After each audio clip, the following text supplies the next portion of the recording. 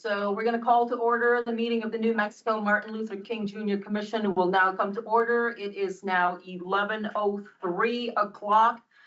Will Secretary Carroll please call the roll to establish a quorum, please? Okay. Starting with the PRC Chair, Pat O'Connell or his designee, Secretary Carroll, me. Yes. Commissioner Joseph Dabney. Chair Hazel Mella. Yes. State Treasurer Laura Montoya or her designee, Christine Anaya. Good morning, present. Okay. Commissioner Oscar Robinson. Commissioner Raffini. Commissioner Stone. Yeah. Okay, it's present. Commissioner Swiftbird.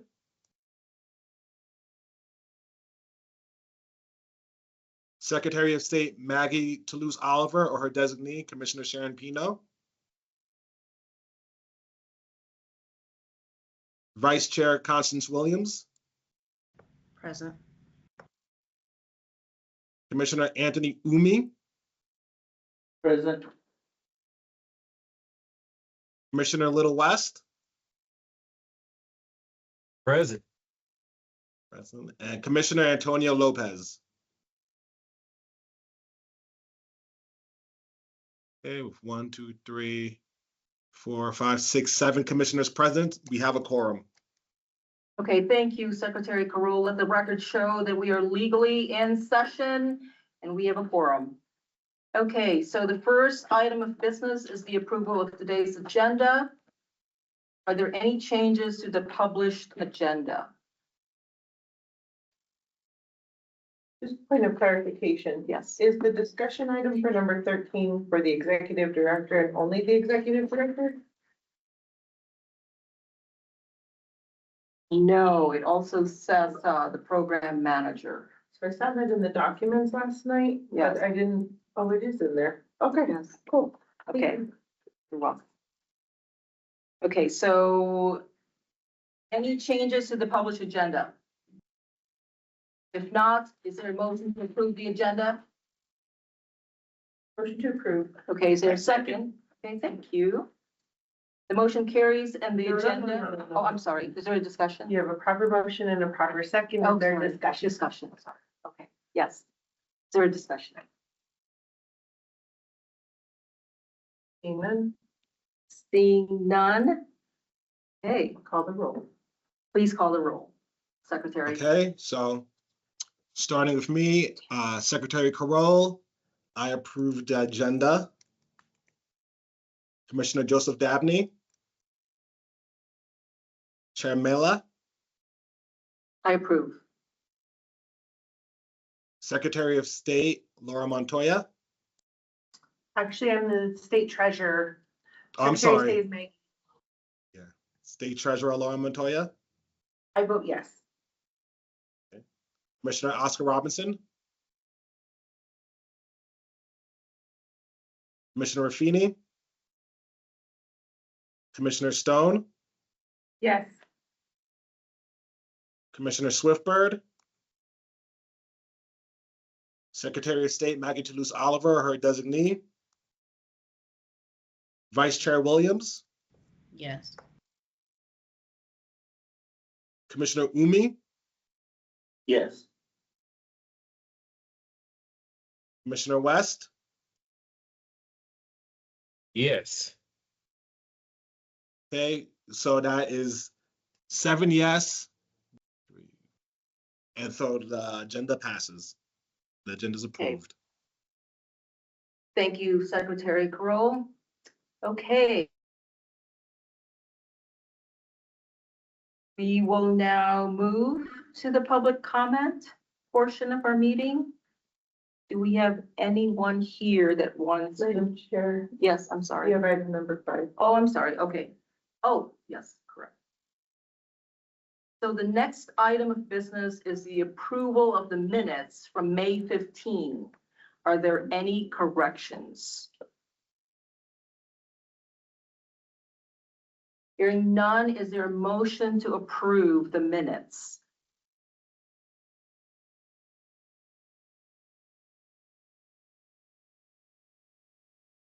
Motion. Okay, Secretary Carol has motion. Second, any second? Anyone? I'll second. Okay, thank you. Can you please call the roll? Is there any discussion? Madam Chair, Hearing just none? a brief point of order. I see a notification here that somebody is waiting in the executive session. Oh, I see yeah. that too. Let me jump into there and see who it is, and maybe they're in the wrong spot.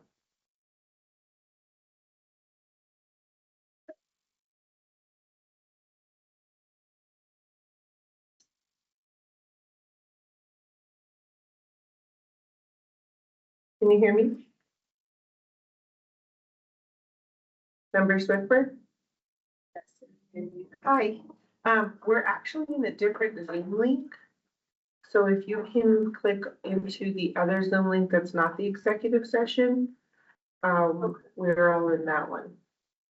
And we're on the agenda item of the minutes. Okay, well, you're welcome. Thank you. You're welcome.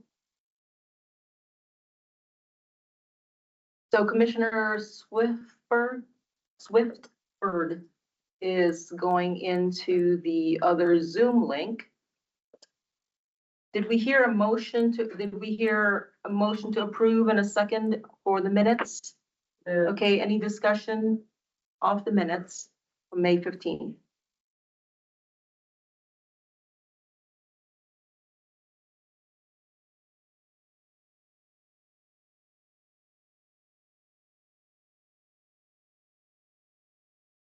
Okay, hearing none.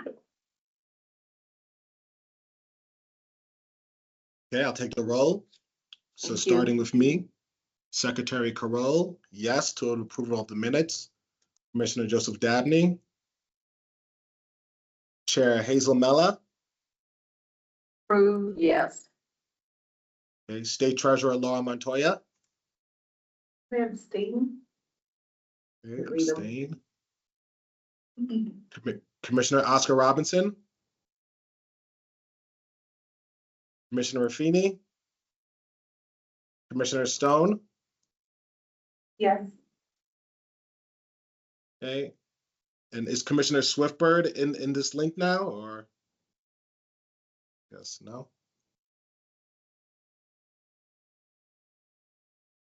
Okay, Secretary of State Maggie Toulouse Oliver or her designee. Vice Chair Williams. Yes. Okay. Commissioner Anthony Umi. Yes.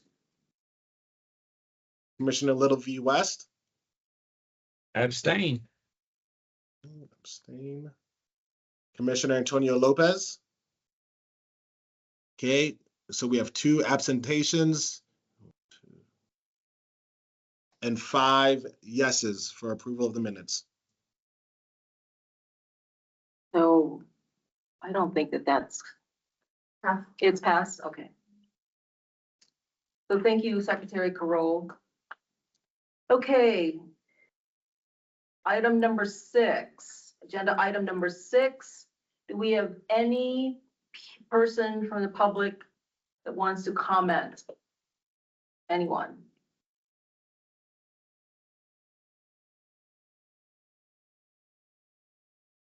Okay. Do we have anyone on the public's?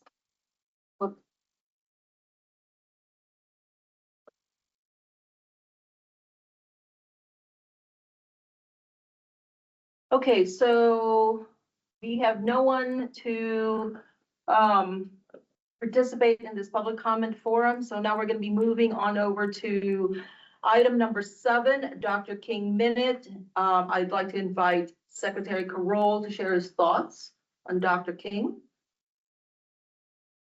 Thank you. Secretary Carol. Thank you, Chair. Thank you, Commission. Thank you, members of the public. See if I could give myself a timer. For today's MLK Minute, I was thinking about the fact that Dr. King understood something that still feels very real to us now, which is that movements don't just struggle because of outside opposition. Sometimes movements struggle because of tension, disagreement, and any kind of infighting you can think of. Who would understand that better than Dr. King?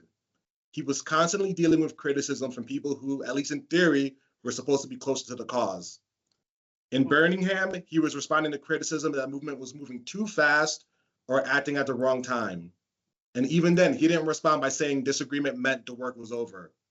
He responded by trying to call people back to the mission. What stands out to me is Dr. King seemed to understand that while disagreement is inevitable, destruction is a choice. You're not always going to agree on strategy, tone, or timing, but if a movement starts spreading more energy tearing itself apart than serving the people it claims to fight for, then it starts losing its way.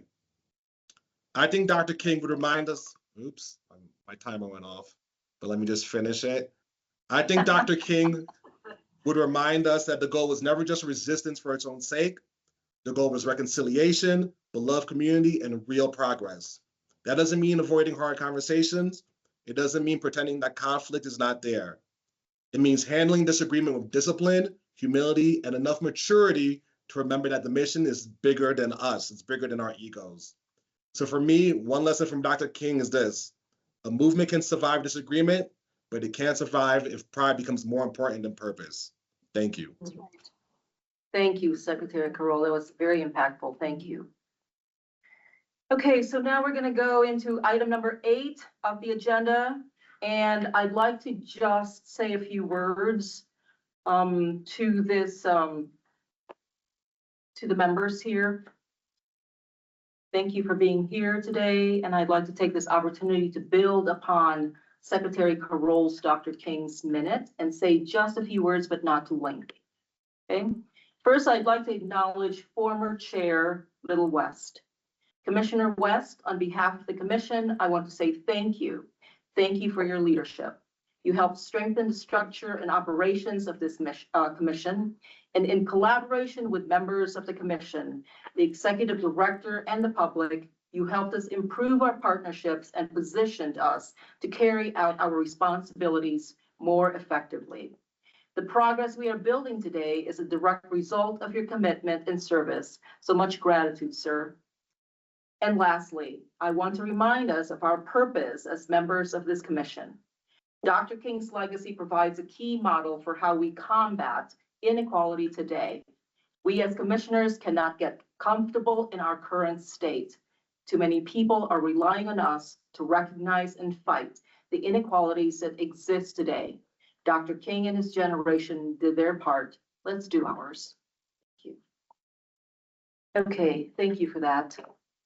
Now, do we have any matters? Are there any matters from the commissioners? Anyone? No? Okay, Chair Mello, yes, you're recognized, Vice Chair.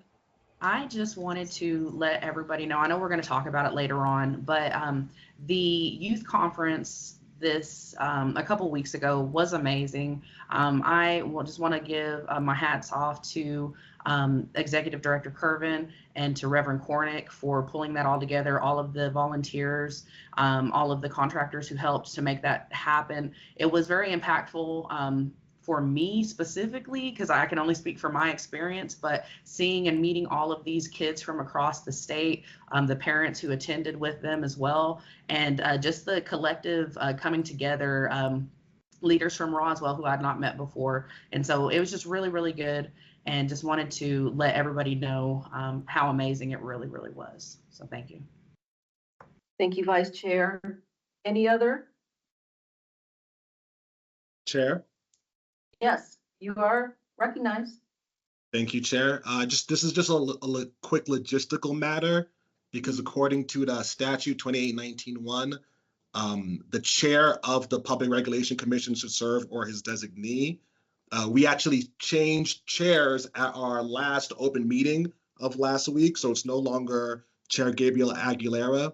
It's back to Chair Patrick O'Connell. So I'm still his designee. I'll still remain here, but just wanted to to share that logistical change. Thank you for that update. Other commissioners, any other matters from the commissioners? Okay, hearing none, thank you. We're going to go on to agenda number 9. Let's hear from the executive director's report, please.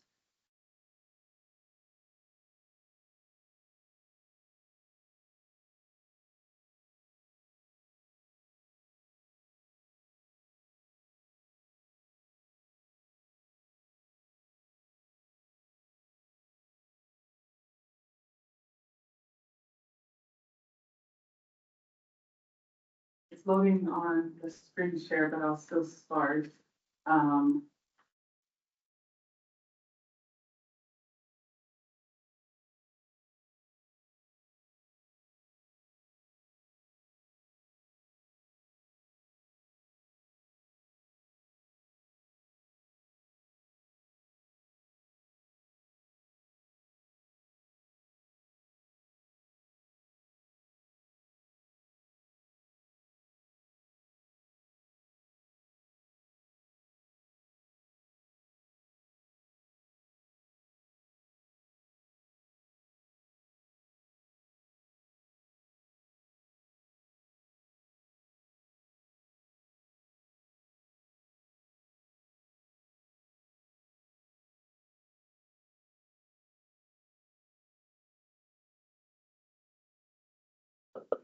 I just want to say thank you, executive director, for the treats. this is still loading for you all here in person. They can see it online. My page went unresponsive. But I will begin anyway. I wanted to start off by just saying thank you all for a very year of growth and learning. I've learned a lot in this position, learned a lot working with you all. I'm very grateful for each of you and the connections that we've made and the things that I've been taught and how I've gotten to grow professionally and the more that I've gotten to learn about our state government and state agencies. I want to start off with, and this is our annual report. I want to start off with recognizing the statewide work that we have done.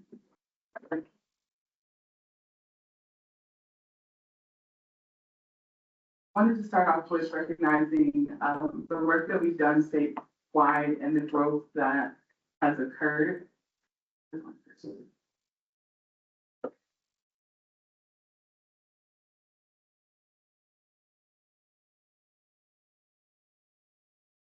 want to start off with the work that we've done statewide and the growth that has occurred. So you'll see here pictures from different statewide events, and those are images from Carlsbad, Clovis, Hobbs, here in Albuquerque.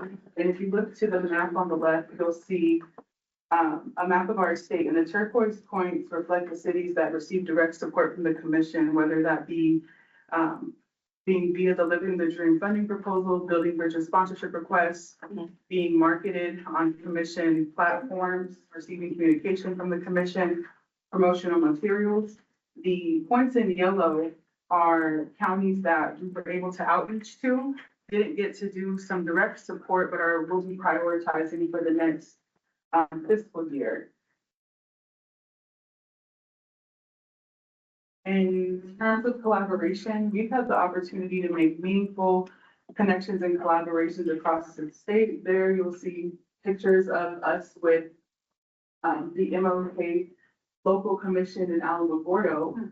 We've had the opportunity to partner with our collaborator by statute, Office of African American Affairs, Public Education Department, the Economic Development Department, Albuquerque Public Schools, local governments, municipal leaders, different institutions of higher education in our state, faith-based organizations, community-based nonprofit organizations, and the Arkansas MLK Commission. I just want to take this time to publicly thank everyone who has worked with the commission this year. This is a short list because some people fall under different categories, but we've made a great impact on building connections, rebuilding connections with different entities across the state. For coordination, so the commission successfully hosted 7 programs that engaged hundreds of New Mexicans across the state of New Mexico. Some of the programs had different events within them. So we had 2 civil rights teach-in. It starts with we had multiple events that included going to different schools across the state. We had our Christmas toy giveaway, which thank you to all the commissioners who came to participate in that. Dream Week consisted of multiple events across the state, including our flagship commemoration here in Albuquerque. We have the Building the Beloved Community event in Clovis, the 2026 Youth Leadership Conference, and then we are currently hosting the summer reading program. This is the room where our students actually get instruction at the summer reading program. And in addition to the summer reading program, in order to provide the meals, we had to opt into the summer food program. So we're also impacting the surrounding community here in District 6 because they don't participate in summer reading, but they will come for breakfast and lunch free meals. In terms of cooperation, again, we hosted 7 programs, but we supported 34 organizations with their programming that aligned with our mission. Some of those programs,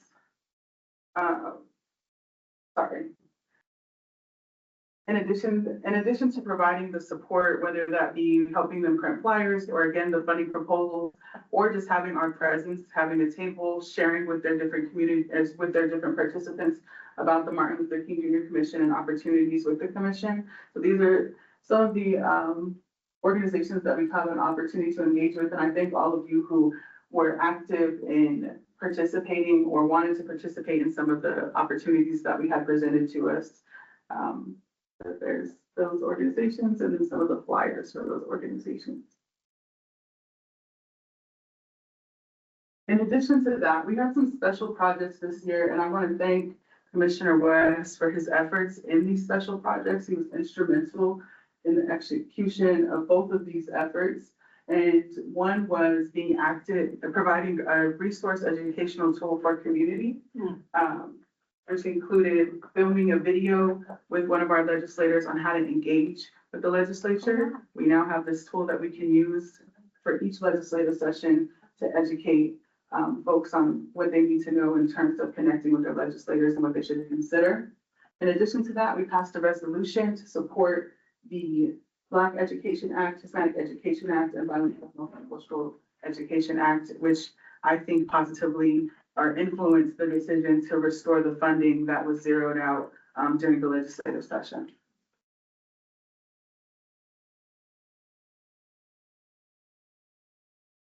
Looking forward, some of our priorities for fiscal year or for the fiscal year 27 will be one, acknowledging that the commission's entering its 35th year. So that will be a theme for fiscal year 27. And then as well as having some and continuing to have intentional interactions and meaningful opportunities for community engagement, as well as innovative programming. So we are going to continue to expand our statewide programming. We are going to look towards focusing on how we can equitably engage our rural communities and what type of programming will work best for their populations. Continuing to grow our youth leadership development opportunities, strengthening our partnerships with educational institutions. We want to increase the different institutions of higher education that we're engaging with, enhancing our civic engagement initiatives, expanding service learning opportunities, building sustainable funding and partnership models, and continuing to promote Dr. King's philosophy of nonviolence throughout New Mexico.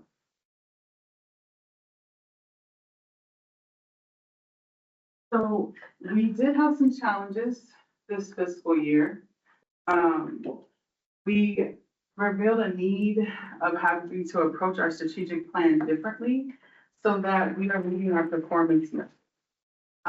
These challenges include identifying collaborators for celebrations and commemorations in Southwestern and Northern New Mexico, staying connected to MLK and commissions and committees consistently year round. I would like to see that a staff member or whether it be one of our public allies is at least to attend one of each committee's meetings that they're having prior to the King holiday, in advance of the King holiday and afterwards.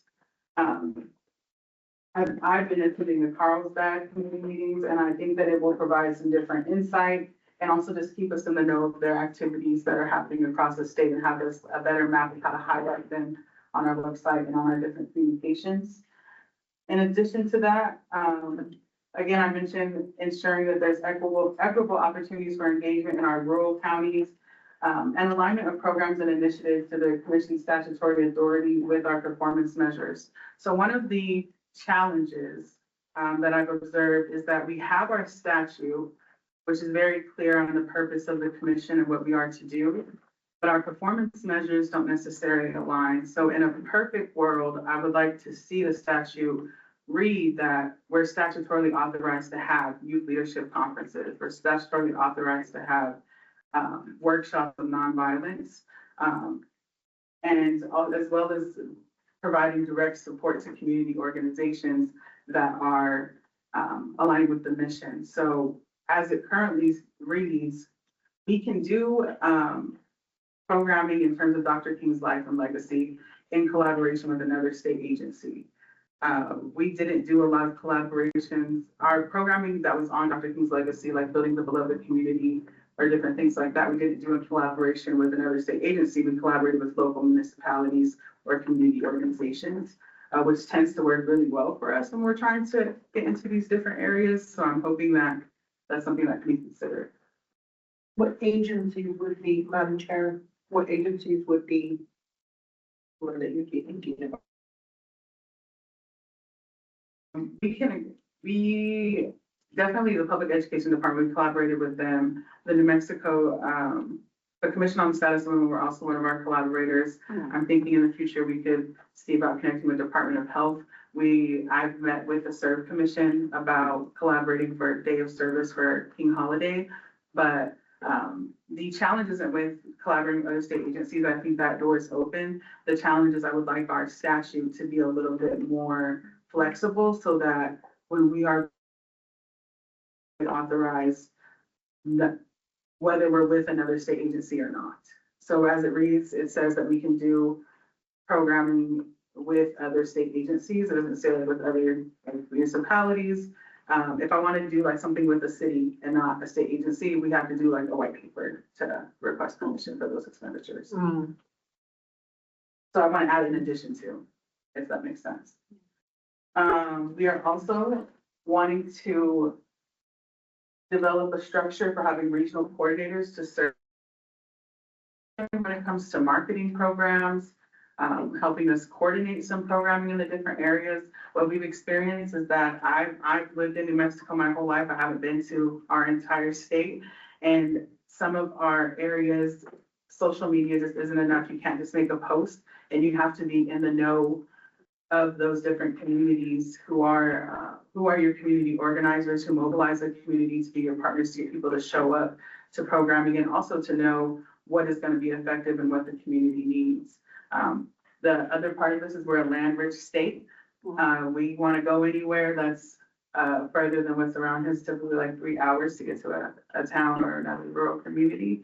So we want to be able to have direct lines of communication if we need flyers put up, or if we're looking, do y'all have billboard space for advertising or something like that? Which radio station should we be marketing on? And then leveraging our contractual services earlier in the fiscal year, I would say that that was a challenge. This year is, well, I think in part learning how to execute a contract when it falls for the contract and bureau, but also the timing of it. So making sure that we're having contracts set up earlier so that we can, one, expend our contractual services and then have the support that we need to deliver quality, high quality programs and services. And then reassessing our strategic plan. So because there's not going to be a statute change until another legislative session, looking at how we can effectively implement the strategic plan so that we are very closely aligned with our statutory authority, but also delivering on our performance measures. And then developing a feasible year plan for fiscal year 27. Another area of growth opportunity for learning was that we are a staff of 2. There's not a way that we can do all of these programs ourselves and plan every single detail. We want to develop a work plan that leverages our partnerships, again, contractual services, to ensure that the vision that we have through our strategic plan and what you all have shared you want to see the commission do gets done without overextending our professional staff. And then building sustainable funding and partnership models. So I'm thinking that there's a way we can make a few changes to our approach to like youth leadership conference so that maybe we can have multiple, as well as partnering with, again, different state agencies. We learned about, well, we had a really great partnership for the Youth Leadership Conference with Eastern New Mexico University, Roswell. And that partnership allowed us to get the venue at, like their collaboration, they were the venue, and then we brought like the programming and speakers and whatnot. So I think continuing to build those partnership models will be, continue to yield success for the commission. And then again, promoting Dr. King's philosophy of nonviolence throughout New Mexico. I've shared multiple times about the different, or I'm sure we all know about the different events regarding violence happening across the state. And we want to develop direct workshops, programs that are teaching the community about the principles of nonviolence and how to turn them into action to address that. In addition into talking about the Youth Leadership Conference, I want to thank Vice Chair Williams for coming down to Roswell and presenting. I also just again want to really thank Eastern New Mexico University in Roswell, Mr. James Edwards, Ms. Deanna Maestas, and Veronica, his last name is Cookie. What is Brian's? It should be in the report. It's all right. Well, I apologize, Veronica, but they were really instrumental in helping us with our schedule for the Youth Leadership Conference, as well as the logistics of getting the conference done and executed there in Roswell. Excellent collaborators. Would love to continue to collaborate with them on future programs. Just a quick overview of how we made out at the conference. So we had 75 students in attendance, 8 volunteers, 1 commissioner. You'll see there the budget for the expenditures for the conference as well. And then just some strengths. So I think we had a really good theme. We played off of Roswell's alien, presence of aliens in Roswell, the session qualities, the qualities of the sessions provided to the students, of course, the venue.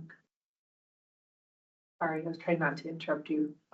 Remember Ruthie, you're in the wrong Zoom link, so just go to the one that's not executive session yet.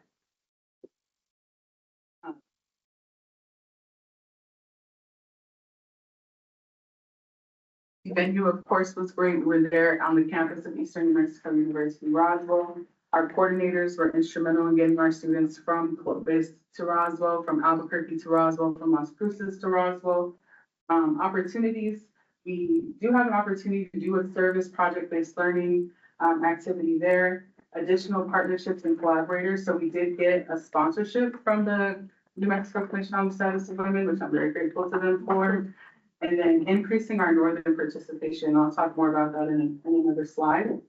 Some of the weaknesses, we had last minute participant changes.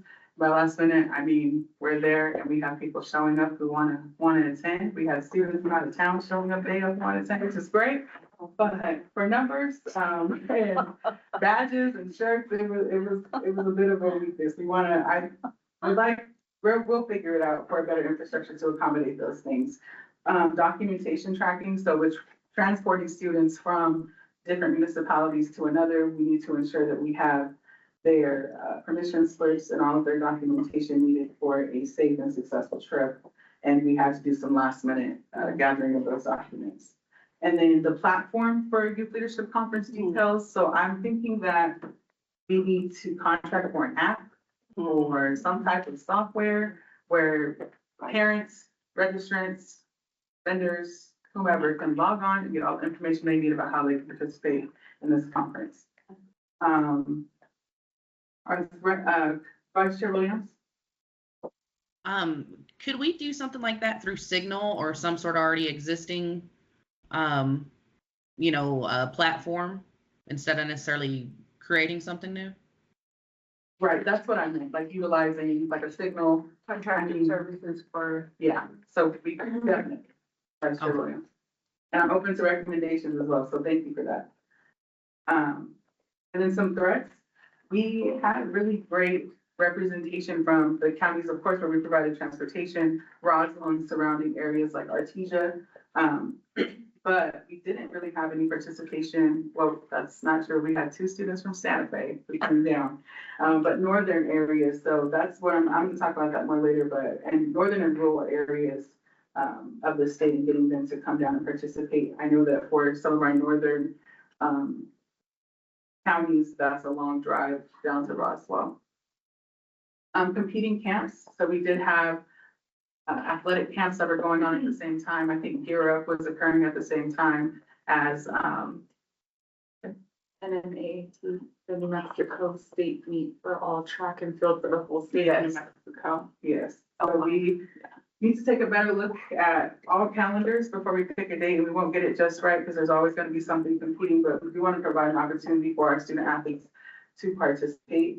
And then again, staffing, we made it happen with our volunteers and of course our professional staff, our public allies, but just, I know that it's a long day to run a conference from 8 a.m. to 8 p.m. So just making sure that we have our opportunities for more volunteers and are placing them so that staff can get a break, or our contractors can, our public allies also can get a break. And I didn't list it there, but the threat of this conference was our performance measure was to have 150 students registered. We had 93 students registered, 75 showed up. So we didn't use our performance measure. I personally think our performance measure might just be too high for one conference. You either decrease the performance measure or increase the number of conferences and or summits. Youth Leadership Conference 2027. So we did want to empower the students who are in attendance to pick the next location, which is what we did at the conference prior to this one. They voted on Las Cruces. This is as staff considering if we should engage with northern New Mexico. And I think with the adjusting the current model, so maybe both conferences can't be a 3-day conference that have that are all providing transportation or providing lodging, like maybe it's one day you show up and for a full day of events. I think we can definitely make it happen, especially with contractual support. But anyways, the students voted for Las Cruces.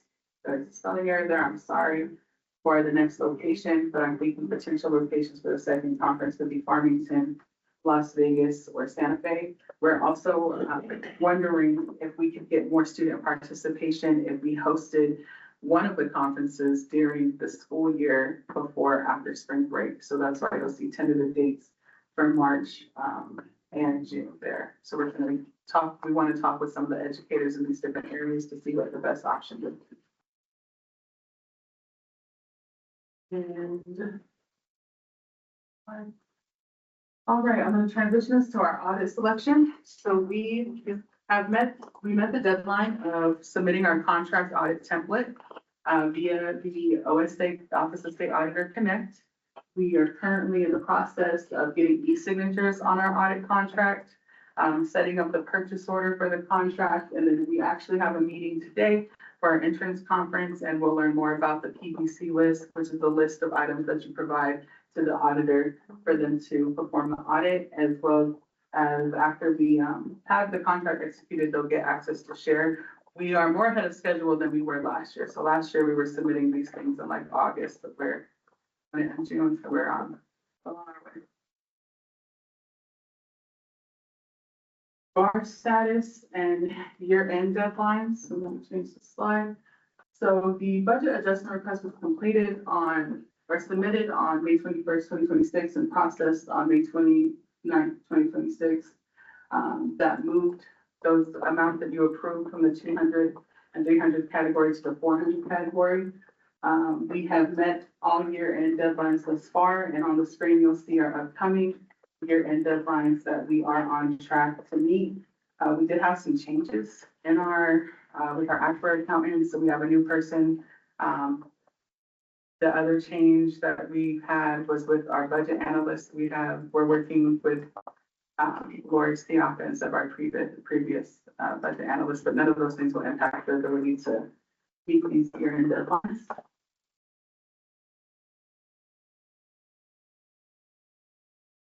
believe that concludes, and I will take any and all questions. Thank you, Executive Director, for your annual report and your auditor status update. So we're now going to be opening the floor for any questions or clarifications for the Executive Director. Sure. Yes. First, I'm sorry that I couldn't, scheduling conflicts, go to the event because I thought that would be really amazing. I wanted to hear a little bit about our interns, and I didn't see that in our paperwork from last night either, so I wanted to just give you some time to tell us how does that work and all of the other aspects of what you guys are working on, or how we can maybe utilize them for some of the aspects that you're looking at as far as outreach. Yes, so our public allies are designated as outreach and program support interns. And what we've had them do in terms of that scope of work is when we were trying to identify the different counties to invite or schools to invite for the conference, they were researching the different contacts. Or for example, when we're doing the Beloved Community Reading Challenge, one of our public allies was leading the connection with the libraries to get them, to invite them to participate, but she was successful in locating different libraries across the state, even though we didn't get the participation that we wanted in that project. Our other public ally did write a paper on juvenile crime in New Mexico and potential prevention.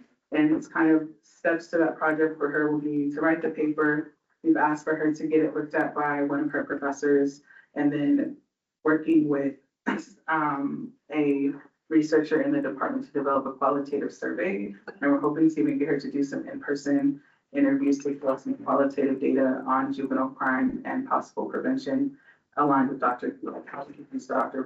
King's principles of nonviolence to do that here in New Mexico. So those are two of the projects that they've been working on.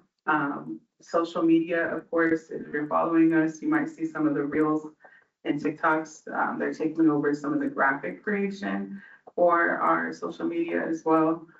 In the future, we are hoping that we can continue to have them inform programming, support with programming. They work the registration table at the conference. They presented at the conference as well, different sessions. We are also looking, I would like to see if the commission is going to continue to engage on passing resolutions that are impacting public policy. Our public ally, Haley Niaga, worked with Commissioner West to do some research for the different education acts. So I can continue to engage them that way is the plan. So building upon what we've worked with them this year. Anyone else? I'm just curious for both of you, like, what did you learn about Roswell students or the youth in Roswell? I think every pocket of New Mexico had like a different thing that you learned from them. What did you learn from the kids in Roswell? A great question. I think what I learned is that they're independent thinkers, is what I'll say. Very passionate about their personal interests. So I had a student approach me at the registration table who went to a session. It was one of the STEM sessions about aerospace engineering. And he shared that he was looking to apply to MIT and that he wants to be connected more with our presenters. So I think I learned that they're very engaged with STEM, looking to connect with peers outside of their space, and very grateful that we came down. I didn't get a lot of opportunities to engage directly with them because I didn't host the session, but Reverend Thornton, yes. So, yes, one of the things that I found was that they enjoy the opportunity to be able to engage with their peers.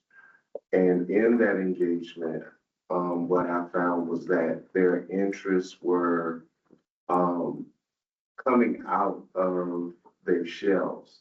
A lot of them were like, they weren't as open but because of the Youth Leadership Conference, it provided an opportunity for them to interact and engage and speak.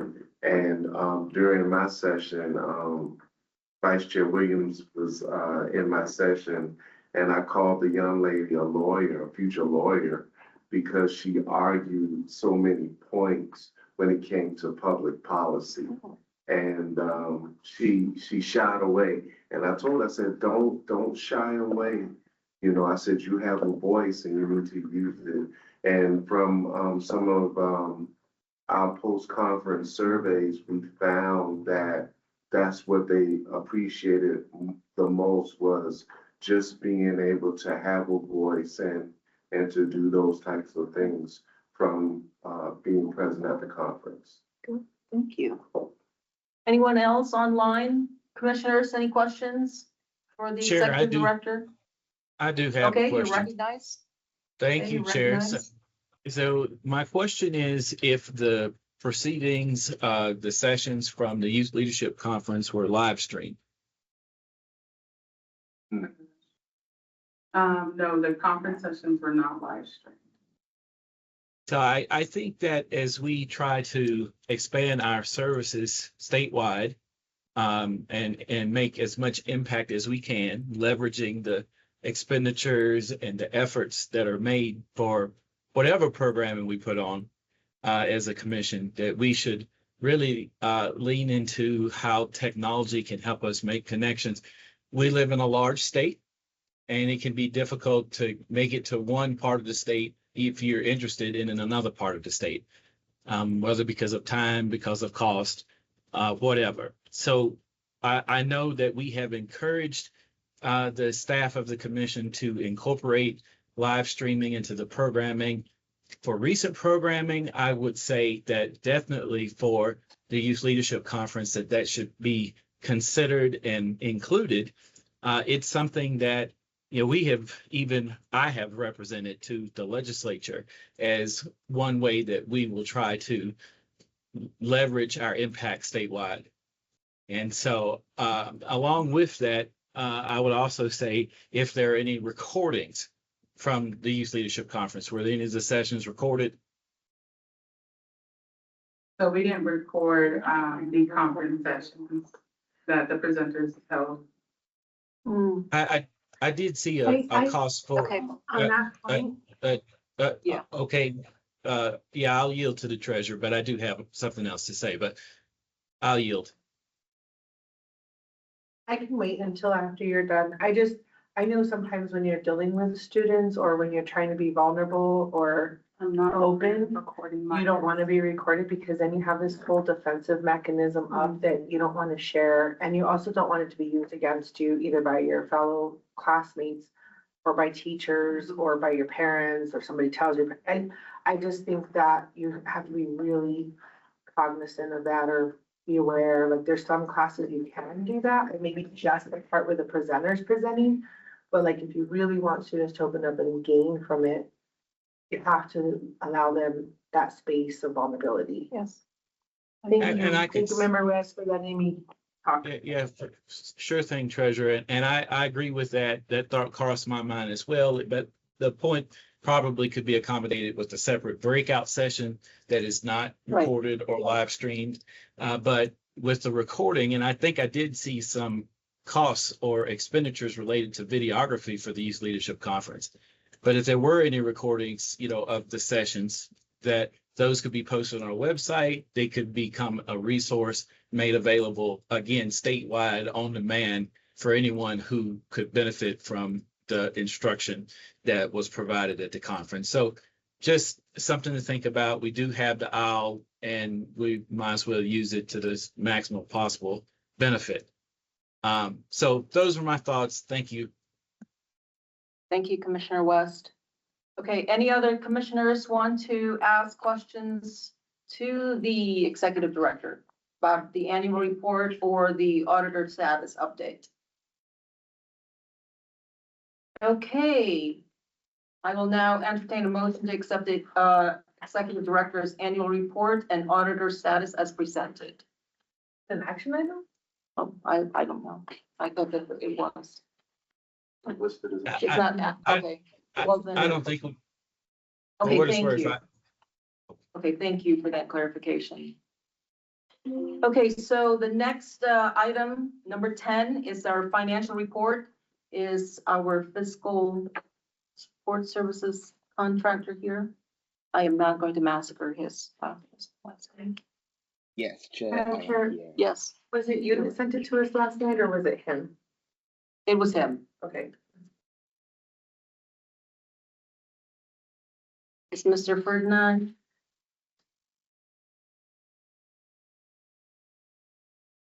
He's online. Okay. Yes, Chair, I'm here. Can you hear Okay, me? go ahead. Yes, thank you. All right, sir. Thank you so much. Good morning, commissioners. Today I'll be walking you through the Martin Luther King Jr. Commission Financial Report as of today, June 26th, 2026. This report provides a comprehensive snapshot of our financial position as a commission. It also includes appropriation and also actual expenditures that we have incurred. It also takes into consideration our encumbrances, the general activity, and also upcoming funding proposals that we have. The goal of this report or this presentation is to demonstrate transparency, fiscal discipline, and also how our spending aligns with our operational priorities and also approved funding. Just to give you an overview or an overall snapshot of the financial report as of today. So our commission remains financially stable as of today, and we are operating within its authorized appropriation. The expenditures and commitments are being closely monitored to ensure alignment with approved budgets and also operational needs, and also some compliance requirements. The report you have before you reflects both actual spending and also forward-looking obligations, which gives us an overall picture of where we stand today and what remains to be committed even in the future. So the first tab is the Appropriations and also Budget Authority, the tab called Appropriate P, and this tab summarizes our approved appropriations and spending authority. And it also shows us the funding levels authorized by LMK JRC and how these funds are allocated across key areas. To take note of this, or importantly, current spending remains within approved limits, and we continue to exercise prudent oversight to ensure funds are used for the intended purpose that they do deserve. So for the 200 category, symbolizing the personnel services, we have a total budget of $199,248.22. Expenditures as of today amounted to $192,934.50, which leaves us with a remaining balance of $6,303.72. To put that in percentage wise, the percentage we have utilized as of today is a 96.83% of our personnel services. Moving on to the 300 category, which shows the contractual services, we have an adopted budget of $444.26. Our expenditures amounted to $81,914.26. Currently, $42,480 is encumbered, and this leaves us with a remaining balance of $11,050. Putting that also in percentage, we have utilized a 91.84% of our funds relating to contractual services.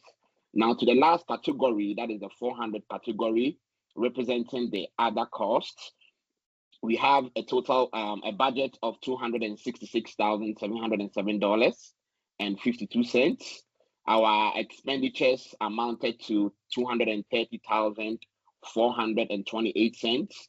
And as of today, we have encumbered $28,314.44, leaving us with a remaining balance of 7,992.80. Putting that also in percentage, we have utilized a whopping 97% of our other costs. So in total, putting all this in sum or in total, we had a total budget of $601,400. Our expenditures also amounted to $505,249.04. And currently we have encumbered $70,794.44, leaving us with a remaining balance of $25,356.52. And our percentage being utilized is a 95.78% of our funds. Now to the second tab. The second tab gives us the actual expenditures by account code 300 to 400. And this reflects the spending. The spending reflects core operation and also essential services that we have in our organization. So the general ledger 300 to 400 category series captures our primary operating expenditures. These accounts code, that is the account code 300 to 400, reflects the routine and also the necessary costs tied directly to MLK JRC operations, staffing, services, and also program delivery. The expenditures trend in line with expectations for this point in the fiscal year, and we don't have any abnormal spikes or any unexplained variances in our 300 to 400 category, general ledger account code. Now to the next tab, that is the encumbrances. So the encumbrances represent funds that are already committed, that have already been committed through contract or purchase orders, but have not been paid yet. And this also allows us to plan responsibly and also avoid overspending of our funds. So all the encumbrances shown here in the reports support the approved operational needs and also reflect normal business planning rather than some unexpected obligations that we might face. One key takeaway in this encumbrances report is that as of today, there are no hidden liabilities and commitments are known and being monitored and tracked accordingly. The next step is just an extension of the GL 300 to 400. That is the full general ledger. And the general ledger also provides us with a detailed transaction level view of all our financial activity. So while this level of detail is not typically reviewed line by line, as reflected in the GL 300 to 400, the full GL is essential for transparency and also for reconciliation and also audit readiness. And all the transactions that you see in the full general ledger align with approved funding sources and also established financial controls. And the main thing here is that the general ledger or the full general ledger has strong internal controls and it's also clean for audit trail. The next step is journal entries and journal entries. Yes, that is the tab 5. And the journal entry tab summarizes our operational payments that have been processed. And these entries have been reviewed thoroughly and also approved in accordance with financial policies to ensure accurate financial reporting. And the last step we have on our packet or on our report is the funding proposals. So, and also forward planning of some of our funding proposals. So the key message here is for proactive planning for our future needs. And the final tab or the funding proposals tab also highlights the proposals and anticipated needs that we have as a commission. And this tab also shows us the external funding proposals that have been submitted and approved, whilst you can see that some have been denied and some are also being cancelled by the requester. So these proposals are aligned with our commission's mission, and they are also operational, and they also support service delivery goals. So by identifying these needs early, we position ourselves as a commission or organization to make informed decisions to avoid reactive financial management. And these funding proposals are forward-looking strategies that we have as a commission. And as at now, or to the best of my knowledge, there have not been any last-minute funding surprises. Yes. The other thing that I want to talk about is the risks and also controls and mitigation of our commission. As of now, there are no material financial risks requiring any immediate attention or immediate action. Last month, we submitted a bar, we went through the bar, but as of now, we don't have any risks or material financial risks that requires immediate action or attention. But we continue to mitigate risks through the regular monitoring and also separation of duties, and also timely reconciliations to adhere to approved budgets.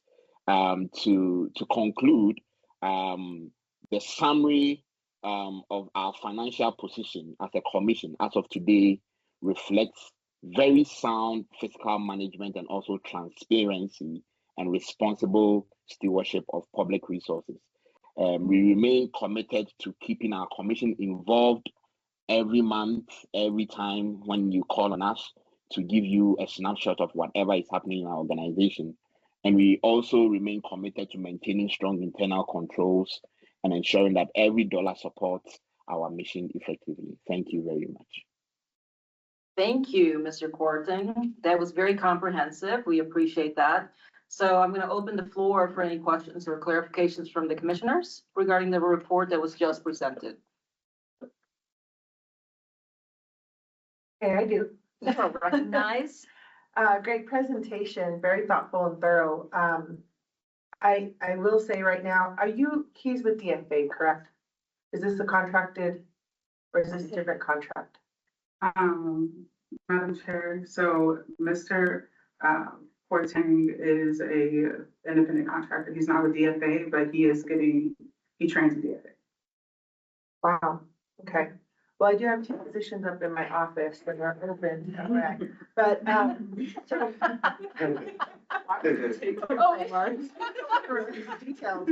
the only thing I would say is that, I got this last night at 10:40, I believe, is when you emailed it to us.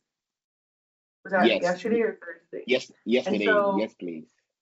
So I was up with your email along with everyone else's, including yours, with 1 million papers till 2 a.m. And so I would just say in the future, I know it's end of year, end of month, but it's really important that we get these numbers prior to the night before, even if it's 24 hours, a full 24.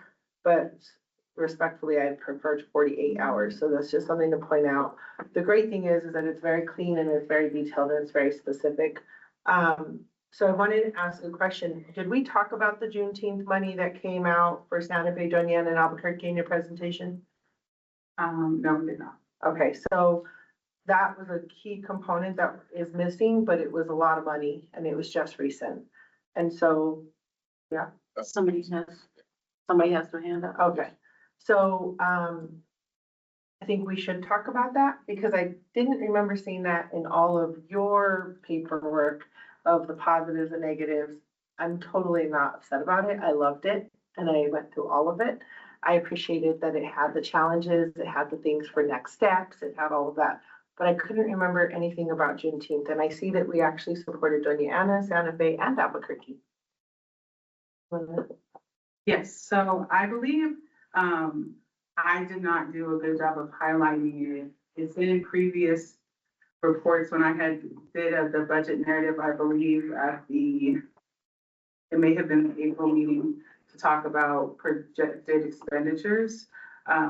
Historically, the commission supports Juneteenth, and it's typically been through just sponsorship, which means give us the deliverables of your sponsorship, logo on the flyer, mentioning us during the program. This year, we did a pivot to have a little bit more intentional programming at each Juneteenth so that they can integrate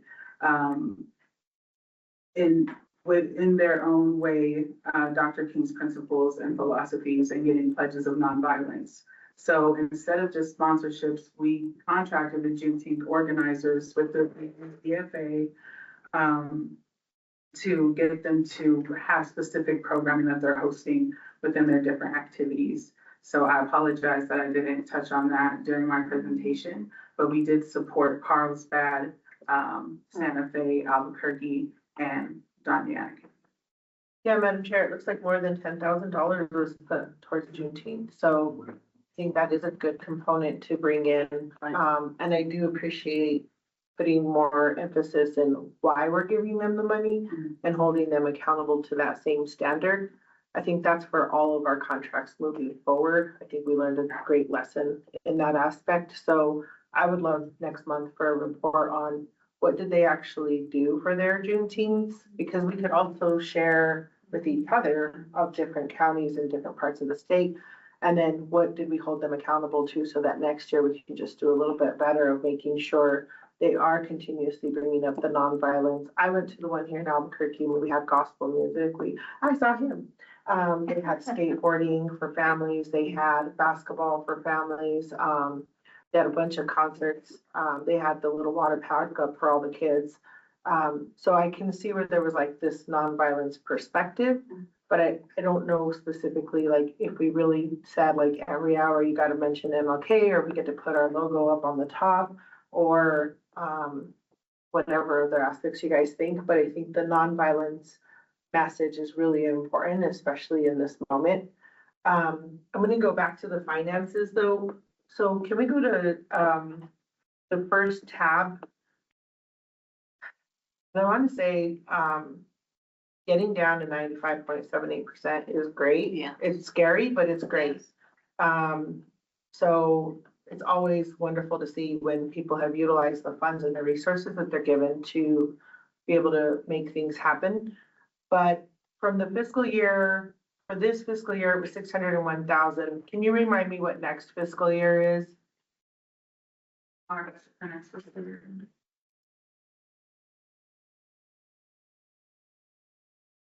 I think you would know. You didn't do the, I had to do it in source. Okay. I believe it was a lot higher. Remember West money, remember too. Commissioner West, do you know next year's budget, FY 27? Not in the exact number, but I think in percentage, it was just a few percentage increase, maybe 3% increase over this year's budget. That's my recollection. Okay, thank you. Thank you. And then, I mean, we'll talk about it later, but just remember this page because I think it matters significantly.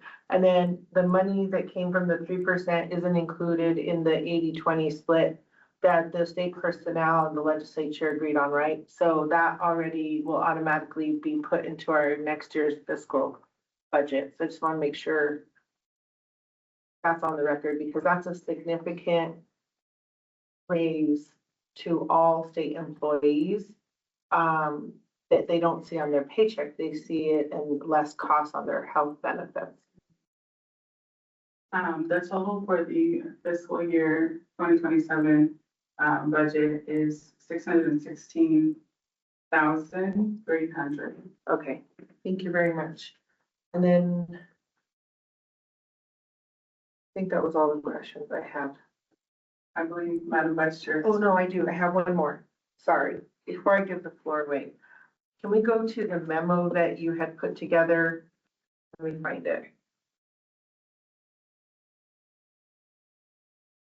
It is the budget narrative, I believe. Yes. And so I want to go to page 2. And I just want to make sure I understand what you are saying.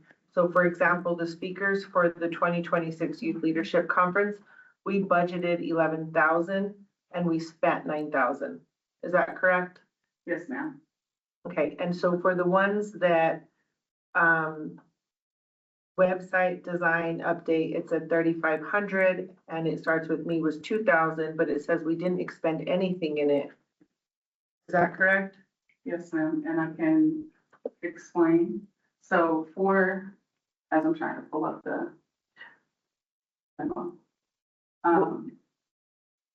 For the website updates, we went out for, quotes for our website for redesign, because our website needs it. And for putting our website in ADA compliance. The $3,500 is not gonna, would not have accommodated that. It would have took us over, $5,000, which would require us to go through contracts review bureau. And I didn't have the capacity to execute that. As far as it starts with me, expenditures, we did request a DFA to have additional facilitators for the It Starts With Me program, that will be the ending of the program in Alamogordo. And we found that we were not able to engage 4 separate facilitators for that program. It's due to timing, due to needing to set up those individuals as suppliers. That is one of the, I wouldn't say challenges, because it was an opportunity to set up additional entities and individuals to support our work in the state's supplier platform. But a lot of times, like when we're going to program in different areas like Roswell, Alamogordo, these people are not already established. So we have to get them established. It can be a wait sometimes if you don't time it right. You can't make a payment without the supplier being established. So I feel like that was what impacted that as well. And then on the videography and photography for youth leadership, to Member West's point, we spent over 4,300. What is that? What is videotaped, or what is going to be utilized, or? Yeah, so that was to capture like the clips of the conference and images, so we get all of the footage. The reason the expenditure was at that rate is because we had a videographer travel from Albuquerque to Roswell. So, Madam Chair, are we putting all of that into like TikToks or social media, or what are we doing with the video? Yes, so I plan to utilize those images to go into, to add to our annual report. We will do images on social media. They'll be used for our website, TikTok, Reels, promotion to get students excited for the next conference and to also archive the experience. And then, Madam Chair, the summer reading program, we didn't do anything with that portion, and something else to do with reading. The coordination of the MLK Beloved Community Reading Challenge, both of those were $9,000. So is that a plan to do next? I don't know what it is, but my point on my end is, I don't want this to sound like a scrutiny of what we did or didn't spend, because that's your guys' prerogative. I'm looking at it more from a budget perspective. Do you need that money for next year? And where are we gonna tighten up? Because we're already down to less than 25,000. So we might have made it with everything else if things all worked in the right way. But the bigger question is, what didn't we get done this year that we had goals to get done? What was the cost of it? And then go from there. Yes, ma'am. Thank you, Madam Treasurer. So for the, sorry, I'm trying to get this up on the next screen, but for the Beloved Community Reading Challenge, we had a challenge with, I think,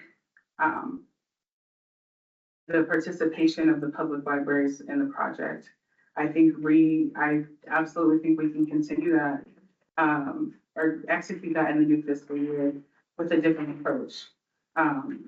I think we need to get someone to coordinate that for us, to work with the different public libraries who's in that kind of network and would have a better, have more capacity to do the consistent outreach needed to get their participation. I think that we could also pivot to just procuring the actual literature and materials and providing it instead of trying to contract different libraries to execute the challenge. For the summer reading program, the program occurs June through July, and Expo is going to bill us in July under the inclusion of the program, which was an oversight on my part. because I can't bill us for anything that hasn't provided services before June 30th. Okay, that makes sense. So just from a financial side, what I'm trying to point out is based on just this memo, there's $14,500 that was not expended for programming that you guys were all wanting. So when I look at that to what you have on your Excel spreadsheet for the TAPS 1, you had $25,000 left.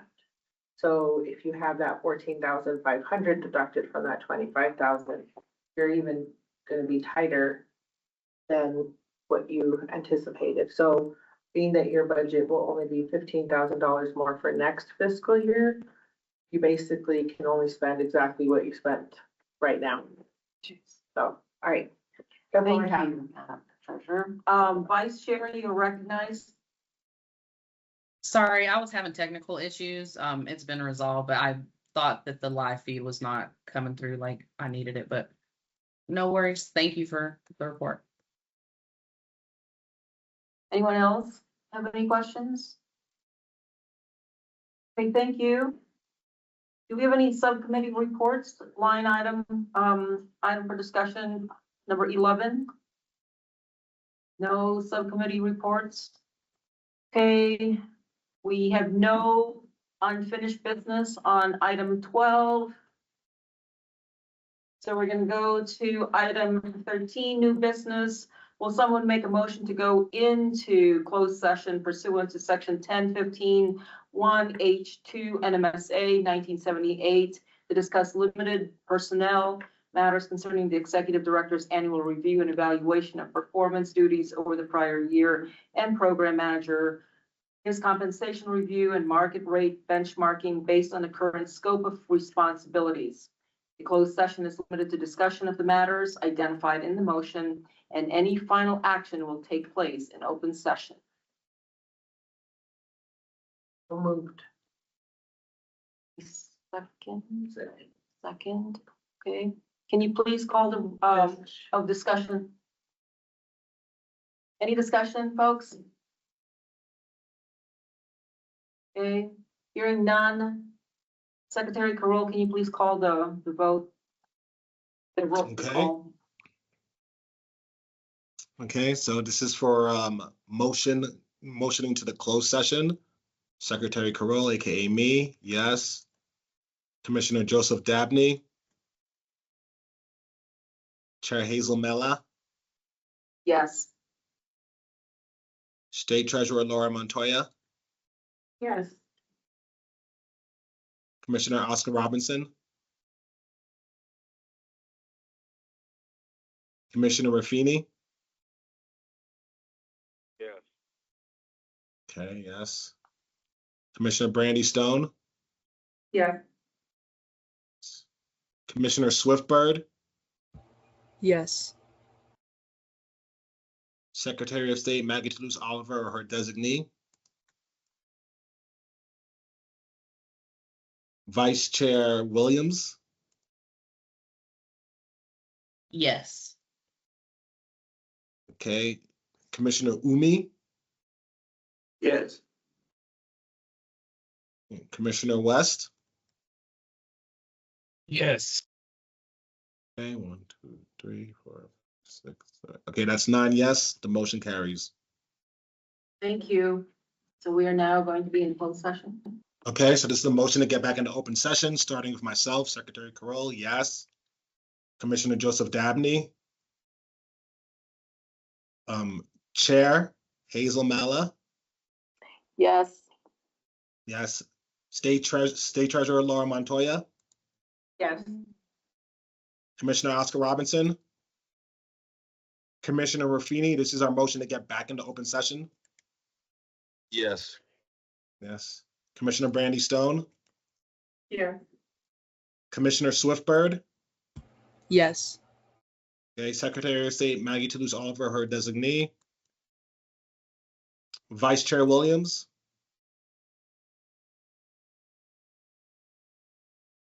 Yes. Sorry. Commissioner Umi. Yes. Commissioner West. Yes. And Commissioner Lopez. 2, 3, 4, 5, 6. So that's 9 yes. So we are back in open session. Thank you. So item number 15, action from closed session. The motion, Madam Chair, yes. motion to approve the evaluation for both Executive Director Danielle Kervin and Mr. McCormick, as presented. Is there a second? Correction, my name is Cornick. Oh, Cornick, sorry.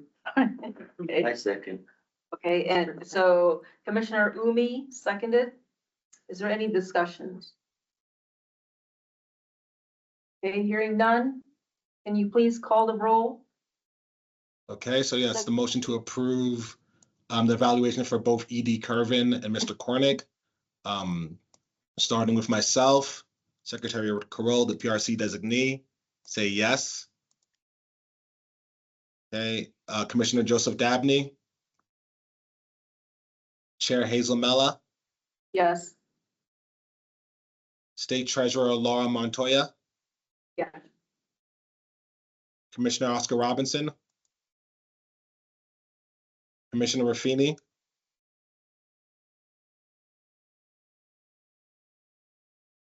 Sorry, I'm thinking. Come back to me. okay, Commissioner Stone, Yes. Commissioner Swiftbird, Yes. Secretary of State Maggie Toulouse Oliver or her designee, Vice Chair Williams, Yes. okay, Commissioner Umi, Yes. Commissioner West, Yeah, I vote no, and to explain my vote. okay, then we go to Commissioner Antonio Lopez, and then Commissioner Raffini,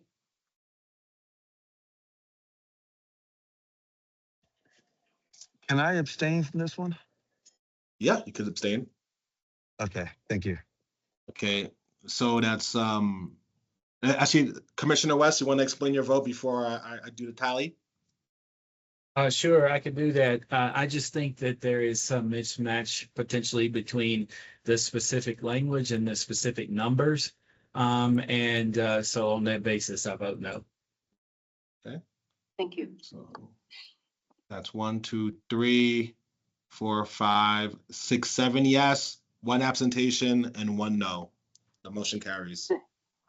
Thank you, Secretary. Madam Chair, Yes. motion to approve the 1% legislative increase for both Executive Director Danielle Kervin and Mr. Cornick.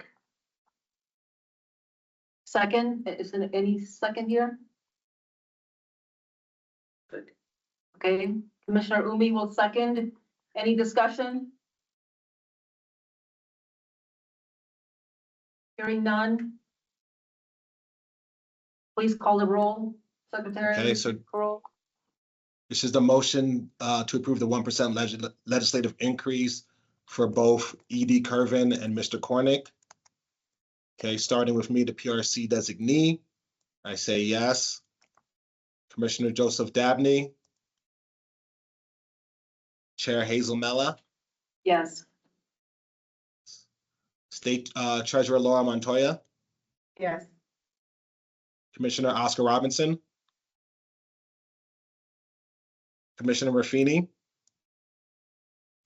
I abstain. abstain, okay.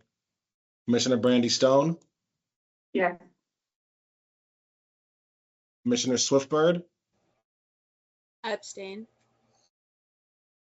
okay. Secretary of State Maggie Toulouse Oliver, her designee, Vice Chair Williams, Yes. Commissioner Umi, Yes. Commissioner West, Abstain. okay, and Commissioner Antonio Lopez. So there's 3 absentations and 1, 2, 3, 4, 5, 6, 7, and 6 yeses. So the motion passes. Okay, thank you, Secretary. So, number 16, item 16, now we're gonna have our annual member training on the Open Meetings Act. You're on, sir. Thank you. Mark. Sure. All right, thank you. I would love to be back. I have a two. I understand.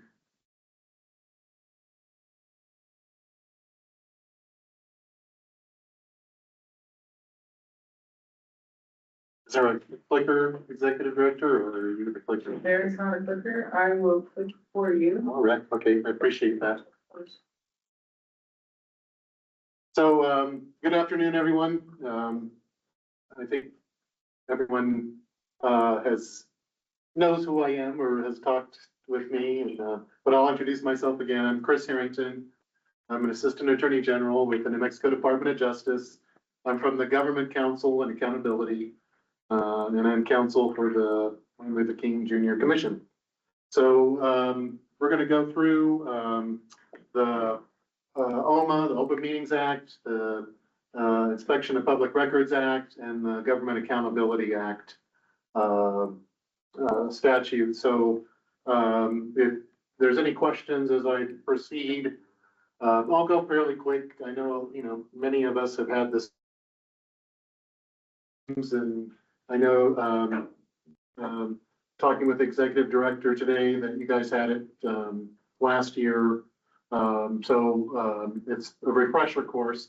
But again, if you have any questions as I proceed, I'll try to get through it fairly quickly, but I don't want to skip over anything or so if you have any questions, please feel free. So next slide.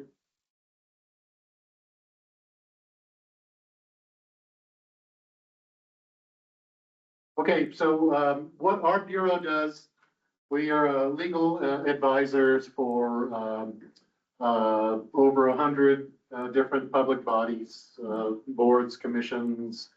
We do a lot of work with the some licensing for RLD. So we do all kinds of legal advisory positions with different boards and commissions. So we also are the enforcement body for OMA and IPRA to make sure that the public bodies follow transparency laws. So IPRA and OMA and the Government Conduct Act basically is the big T over what agencies should be doing, what public bodies. That's transparency. So as you move through your duties as commissioners, just remember that you want to be transparent in everything that the commission does. So keep that like as the the golden chalice or whatever you want to call it. So that's what we're striving for, is transparency. So we also do litigation and appeals for licensing boards and so forth. So and then we also do reviews of school bonds, jail agreements, former employee contracts, severance taxes, all kinds of contracts. Like I know, Danielle sends me contracts for the, or executive director, I'm sorry, contracts to review for the commission. So that's pretty much an overview of what our bureau does. So next slide. So today, the goal of the presentation is just to review what IPRA is about, and OMA, and then Government of Conduct Act. Next slide. So we'll get into IPRA first. Next slide. So again, transparency. You're going to see that as a theme throughout. So all the government agencies, bureaus, boards, commissions, we want to be transparent. Because we work for the public, right? That's our job. We all work for the public. I work for the public. You guys work for the public. So we want to be transparent, make sure that people know what's going on. If they have concerns or questions, they can come to us and say, we want you to look at this, or they're, to make sure that everything's on the up and up, so to speak. Also, IPRA deals with inspection, right? Inspection of public records. So you know, the public has a right to look at any of the public records, anything that really we do, from, you know, sending emails to, looking at contracts to, you know, writing memos. Client privilege, that may be a little different with us, but, you know, if it's you know, not a memo that's, you know, has to do with legal issues, then some of our memos may be part of it. Also compliance too, make sure that people are complying with what they should be doing. Records custodians are those ones that, of course, keep the records. Next slide, please. So what is a public record? So under 14.2.6H, public record is any digital or physical record. So that includes emails, photos, social media posts, text messages, websites, and could be metadata too, right? Like stamps on a photo, or other computer markings, right? So that's metadata. So they bring up social media posts. So, you know, that's something that's been in the news, you know, a lot about social media posts. So, you know, we always urge, especially public officials, just be careful about, you know, posts in general, because someone posts something and, you know, they might lose their job over it. So just be careful about that, you know, especially if, you know, like on your Facebook or Instagram or TikTok or whatever, it says that, you know, you're a commissioner, you know, it lists, you know, your positions or something, and then you make a post, you know, that, you know, could lead to an IMPRA request from whatever you're posting. But also, you know, it might lead to disciplinary action. So, you know, just use your best judgment. You know, I always tell people that, you know, if you're, you know, my law professor was saying that, you know, if your mom reads this, you know, is she gonna be, oh, okay, you know, and be proud of you and think it's okay? If not, you know, if your mom's okay with it, you know, go ahead and post it. So private information held by a public body could be subject to an IMPA request. You know, something like putting your shopping list on the computer, probably not. Information using your state email to a private email, to your private email, or, you know, something that could be. So just be careful about that. Public bodies should err in favor of disclosure, right? So we don't want to try to keep documents from the public. We want to disclose it. Next slide, please. So who is the records custodian? All right. Thank God. So yes, the executive director is the records custodian for the commission. And so we worked on a few IPRA requests since I've been here. And so if anything comes in, that's an IPRA, and of course, executive director should know about it as well. So, you know, we just want to make sure that we keep the deadlines. So the executive director's responsibility, right, is to coordinate the search and get the any type of documents together, ensures compliance with the IPRA deadlines, arrange for inspection and delivery of records, process the invoice for IPRA authorization fees if needed, ensures the public body posts conspicuous IPRA notices, and can testify in court if it comes to that about IPRA compliance. So I know for the commission, usually what happens is if the executive director gets a request, she lets us know, so we can kind of both keep track of the deadlines that come up. So next slide. So these are the deadlines. So you have 3 days once you get the request to respond. Now, if it's an easy request, if they just want, you know, we want the calendar of events for the year. You know, okay, so that's an easy request, and, you know, an executive director could probably have that in 2 seconds and send it back and say, okay, we've complied. But, you know, generally these requests require, you know, consultation with us, consultation maybe with the with the commission or the chair. So you may not want to send them out right away. And of course, all the requests, we should know, and then we can help with the executive director saying, yeah, not a problem. But generally what happens though is that once we get the letter, we send out, you want to send out something that says, well, we're working on this. And so that's when the 15 days clicks in. So if you can get your request done within 15 days, then it shouldn't be a problem. But if you need more time, you can request more time. It's not a problem, but you just need to let the other party know. What happens is in some cases, some of the agencies stopped responding, said, yeah, we'll get back to you, as soon as we get the records in place, and then they just never respond. And so that's where you get the IPRA lawsuits that come up. So, just if you're making good faith effort to collect the documents, it's just taking more time, just let the other party know. Generally that's, going to be deemed substantial compliance with the IPRA.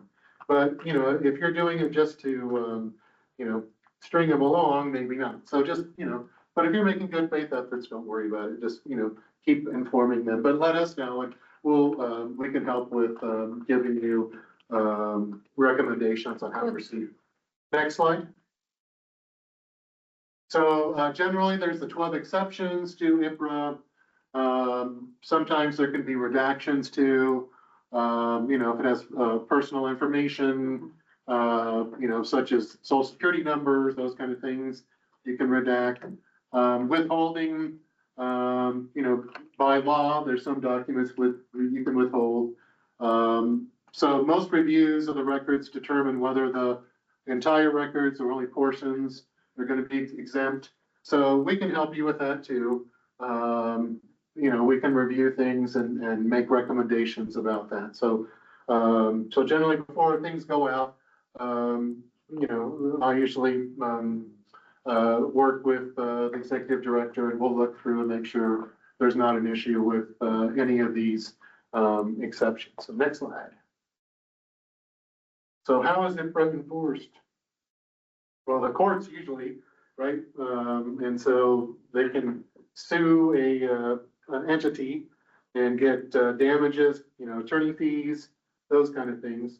But also, it's our job as Attorney General, it's his job, I should say, our job as the Assistant Attorney General to enforce the IPRA as well.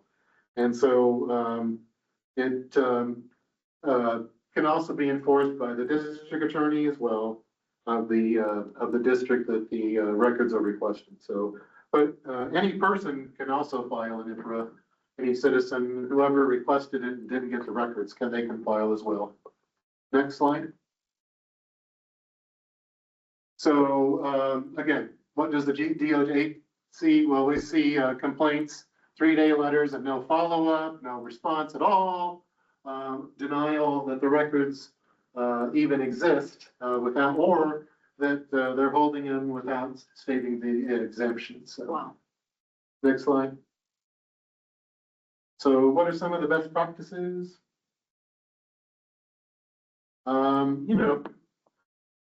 Anything really that we do as a state actor, really should be available for people to look at. I mean, very rarely do we want to withhold documents, right? Right. So, that's something that we should strive for, is to give these records up. I mean, again, if they're attorney-client or they meet one of the exceptions, contain information that needs to be redacted, those kind of things. Well, that makes sense to do that, but really, we want to give these records to people so it goes to that big T, transparency, right?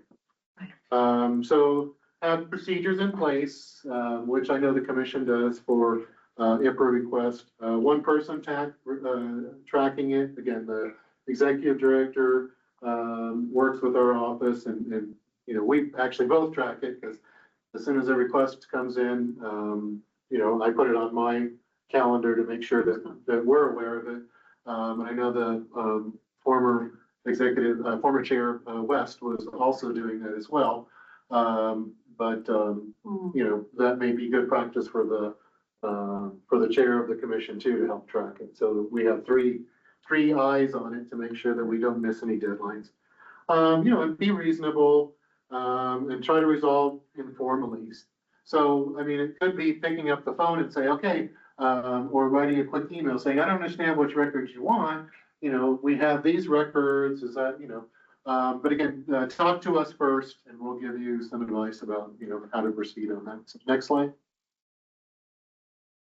All right, so that's, IPRA. So are there any questions on IPRA so far? IPRA stands for what? Inspection of Public Records Act. But again, the big T is what we should be thinking about, transparency always. So, you know, make sure that we try to release records if we can. You know, again, there may be some exceptions, but that's what our office is for, to help you. Thank you. And so, so we'll go into Open Meetings Act. This is the biggie that we always hear about, right? So, all right. So the public is entitled to the greatest possible information about government affairs. Representative of the government depends on informal electorates. All meetings should be open to the public, right? So they can attend and listen.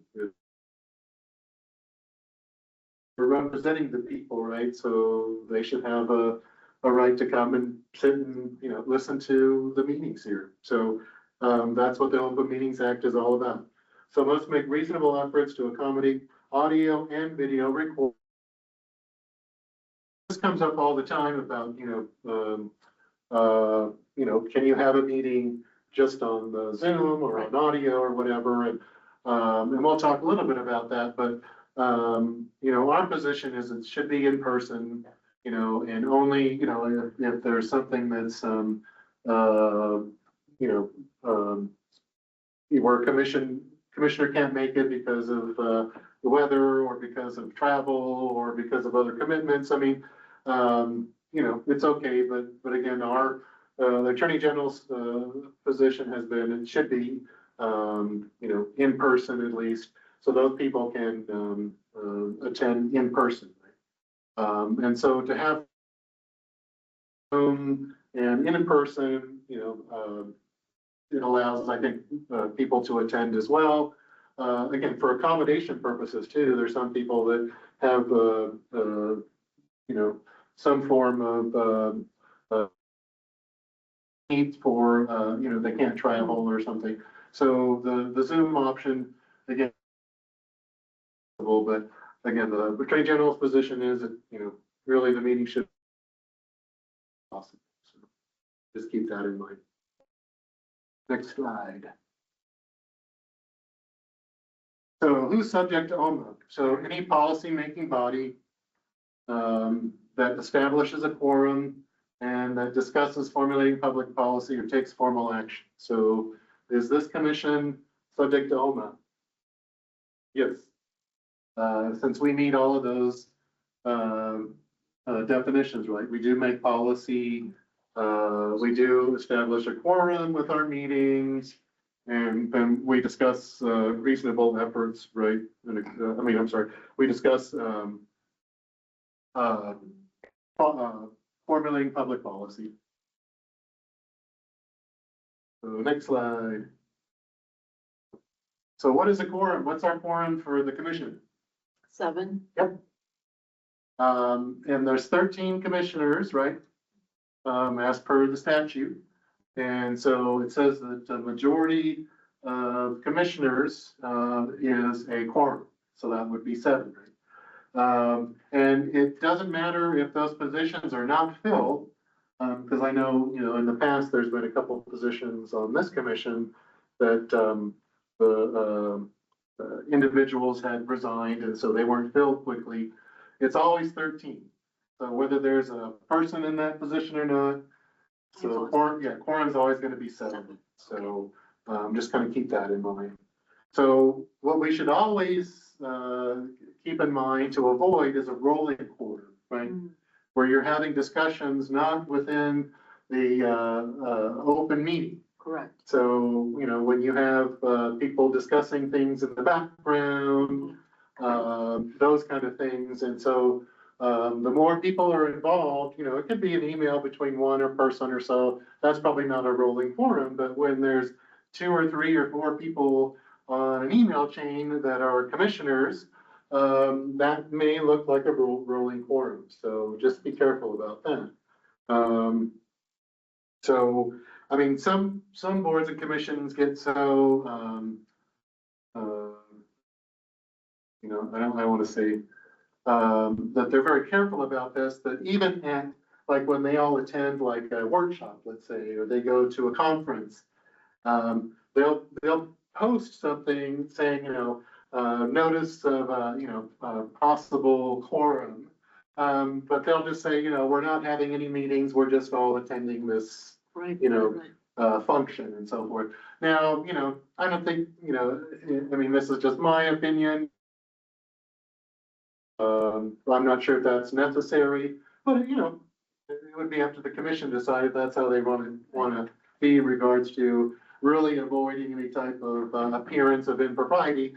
But again, I don't know if it's necessary or not, but again, it'd be up to the commission if they want to do something like that. There's just a few, I know some of the county commissions like to do that. But none of the boards that I've worked with, but but it just goes to show you how important that is, that rolling quorum. So just try to avoid that. Next slide, please. So when does OMA not apply? So if it's not a policy-making body, there's no quorum. So that may happen, if there's only 6 commissioners that attend a meeting. Right. You can discuss things but you can't take any action. So just remember that if there is no quorum, you can't do any action items and so forth. And so it's just like an informal meeting. If you're not discussing any public information, again, this would be like going to a conference or something. You're there to learn. You're not going to be discussing anything about the commission per se, right? So OMA wouldn't apply there. And by social situations, you're at a fundraiser for, a museum or something, and you're all there, you see each other, again, that's, OMA's not required. So, but again, be transparent. They'll also suggest you blind copy too when you send emails, so that, then that really, kind of helps to take care of the rolling quorum issue, because if people are blind copied, they don't know who's seeing the email. So just, good practice. Next slide. So, already said that. Let's go next slide. So remote participation, this is what I was talking about. So members must attend in person unless it's difficult or impossible. And again, that's kind of up to interpretation, and it's up to the commission to interpret that. I think, what is impossible or difficult. Again, I know, some people's schedules that, they're in the office, and so, is it difficult? Yes, I would think so. So, but again, I would strive to have the meetings in person, if possible. So again, and I think the remote, public comment and participation, I think that goes more to participation, right? Because it allows more people to attend the meeting. They can do it from wherever. If they have any, issues of mobility or whatever, it just makes it more accessible. So I think that's a good thing. But again, it's something that the commission would need to decide. So, but it's not required, but it's encouraged. So, physical locations are actually required. So as long as you have a physical location, you meet the standard. So I know, like in a couple of boards, I have, I don't do a lot of boards anymore, but the couple that I did have, one of them met almost exclusively online. but they did have a location where people could go, physically. Okay, that's So that there was a place that, if they didn't have computer access, at least they could go to that room. The Zoom was up and there was someone there, they could ask questions and so help them to be part of the meeting. So, but that's a requirement that there be a physical location where people can go. So, so while you're in the full virtual, if that happens, during the pandemic, we were all, online. So on these full virtual meetings, just be aware of that. So all members really need to be audible. And I know, the commission is really good about that because all your votes are roll called so that there's a, record people can hear. Yes. Right. Because that's a problem because if it's people on Zoom and there's people in the room, they can't see who's voting or, people are, how many yays or nays. And so this just keeps it very concise and much better record too as well. So just keep that in mind. Okay, next slide. So reasonable notice, where is that located for the commission? Reasonable notice. Oh, it is online, the website, right? Well, on your Open Meetings Act resolution, so every year, the boards and commissions, should be passing a yearly Open Meetings Act. And it'll give notice of what, what's reasonable, right? So, so they have to determine what it is, each year, so.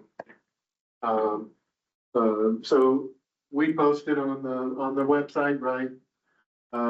That's reasonable notice, for the commission.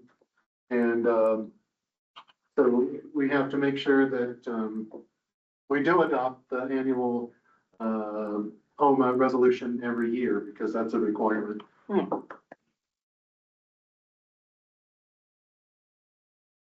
So, needs to be posted in a public location. So again, it's on the website. If a newspaper or broadcast, if they request it only, if they request it, then you need to send it to them. It has to be posted 10 days before a regular meeting or 72. So, and then again, the commission decides what else is reasonable. They have the definition, they have the right to define what's reasonable. And again, as I said, it has to be approved by the commission every year. So go ahead and hit, there you go. So it's posted on the website, emailed out. If people have requested it from the commission to be emailed to them, I'm not sure if the commission has any of those requests. Probably executive director or the chair would know that, but I'm not aware of any. No, I'm not. And then public entrance of the office. Usually they'll just post a notice anywhere in the office there where public can see it. If there's a regular meeting that's happening, like your annual meeting, those are posted as well. Usually the boards and commissions will have their calendar done for the full year, right? So they'll lay out when the meetings are going to be. So that's really helpful because that gives really advanced notice of when meetings are going to happen. So, Right. So that's a good practice. So next. So the contents of the notice, it has to have the time and date of the meeting, physical location, and then agenda or directions or where to obtain the agenda. And again, I know the website usually has the information for the meeting and it also has the link for the agenda as well. Next slide. So with agenda requirements, we talked about this in this commission a few times, right? So it's got to have the specific items for discussion or action. So you need a list. If you're just going to discuss something, that's fine. Just list it as a discussion.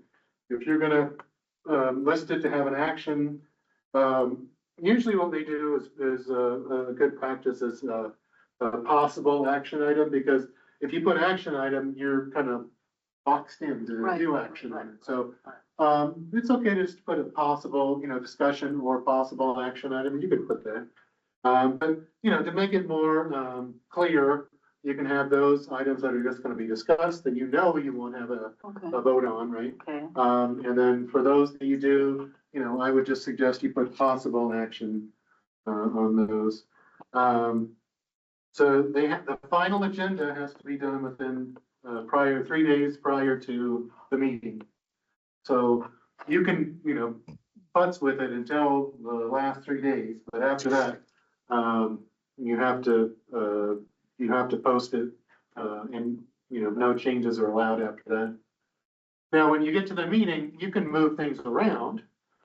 Generally, you can't add things, but, let's say someone has to leave to, go to another meeting, so you have to move an action item up.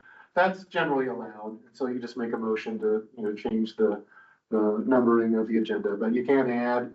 You can table things, that's fine too, right? That's done by vote. But you can't add things, per se, but you can table things.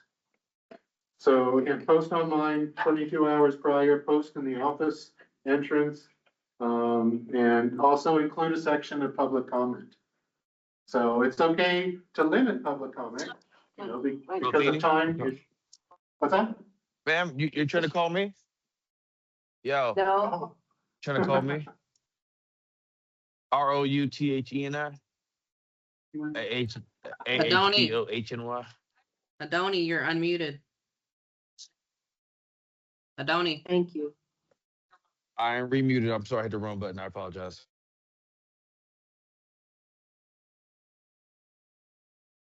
All right. So again, make sure you include the ability for public comment, because that's why people are probably here, right, to do public comment. But it's okay to limit it, and it's okay to limit it to the items on the agenda, right? So because you might have people come in and they want to talk about this or that.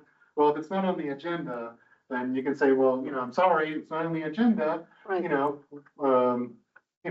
If it's something that you want us to discuss later, contact the executive director, contact the chair, and maybe we can put it on later on another meeting or whatever, but this is only covering the agenda items, so, just be careful about that. Next slide.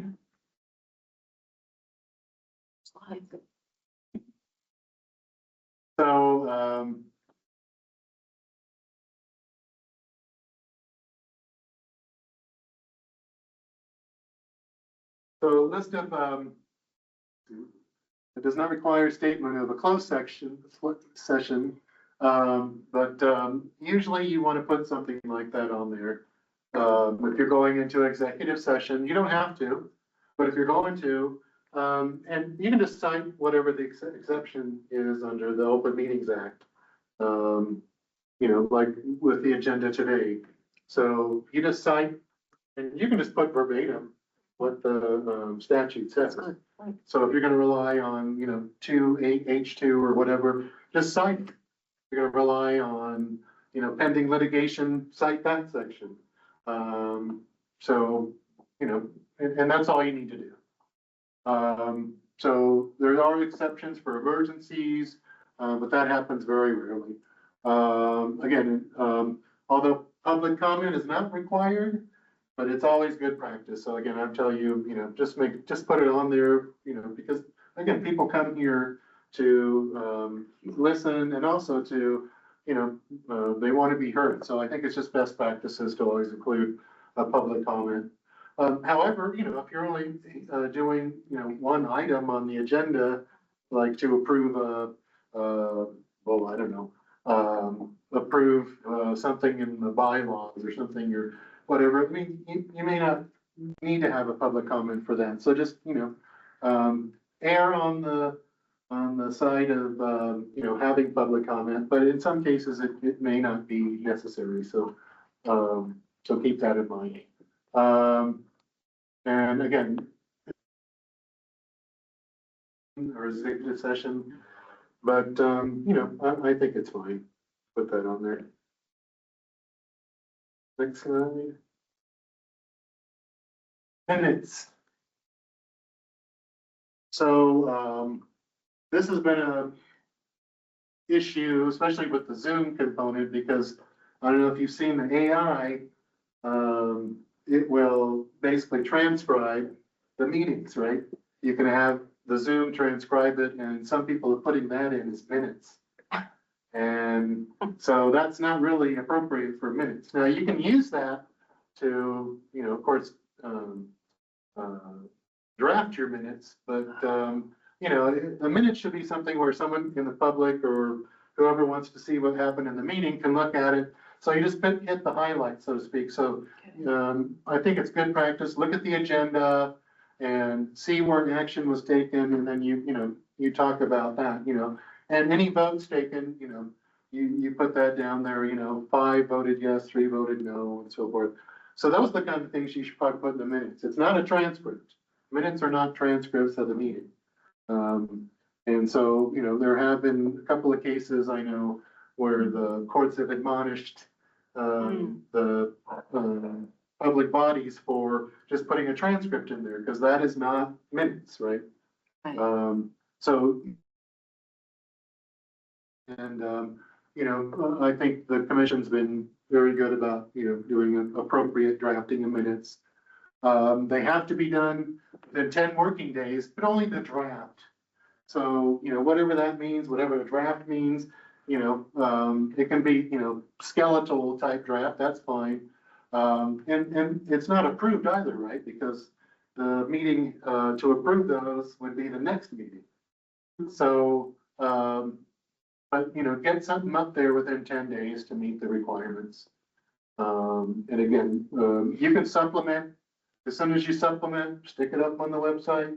That's fine too, because it probably will be supplemented, right? Because, you know, someone may go back after the first draft and change it or whatever. But just put that second draft, third draft, the final draft, put it up there and you're good. But only requirement though is just to get it up there 10 days. I mean, technically you don't have to, keep, editing it, but you know, it's just good practice to do so. Next slide. So again, avoid transcript style, and then post it on the website. So closed meetings, it's not required, it's discretionary, but in certain situations, you know, we want to make sure that the information that the commission talks about is, you know, because of like personnel reasons or pending litigation or one of those exceptions, you know, we want to make sure that the commission has, you know, they have the ability to make decisions in that closed environment. So you're only allowed to limit on the OMA exceptions. And I have had boards that try to slip things in, you know, under the exceptions that don't fit. And so, you know, we just have to say, no, it doesn't fit. You're gonna, you know, if you want to do this, you're gonna have to do it in an open meeting. So, you know, things to think about, but, you know, generally, I think most boards and commissions aware of what that closed meeting is. So, again, discussion only. You can only discuss, you can't do any type of action. The action has to be done in open session. So next slide. We're almost done? Almost done. Almost done. I'm breezing through here. So, the agenda item must be subject to one of the exceptions. So make a motion for legal exception, and then to go into the closed session.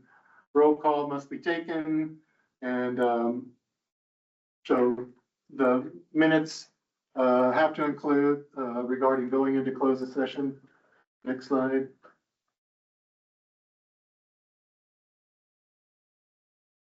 So here's the home exceptions. I won't go through them, but they're listed there, 1015, 1H.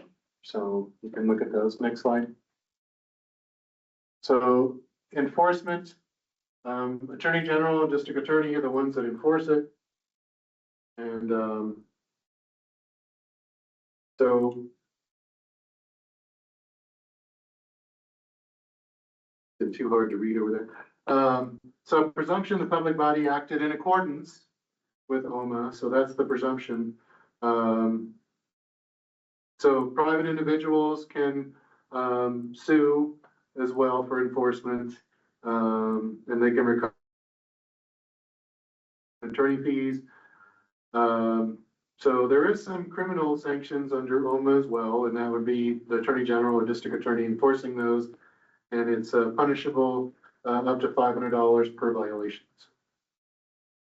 Next slide. So we're done with the OMA. Any questions on that? So we'll breeze through this real quick. Government Conduct Act.